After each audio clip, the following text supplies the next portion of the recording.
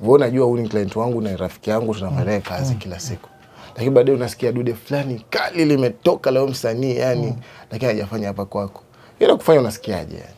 Management inamtengeneza, inamjenga, inalipa video za gali. Brother yangu ndio mtu wa kwanza mimi kusikia akiongelea J Crack. Yule MCA. Kuna siri ya kutengeneza hit.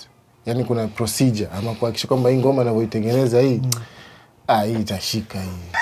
Wasanii wengine ile jogoni lako ni mbona labda tufunge mlango hapa niache kutusumbua.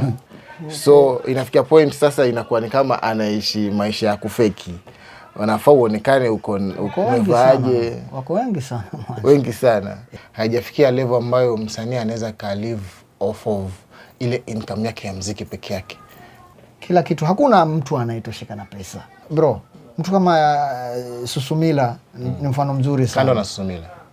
Hata Ricky Melody. Lai ni mdogo wangu kabisa. Kama tulianza na 200 nafikiria beat. Ya mimi tuseme ni CEO wa Crack Sound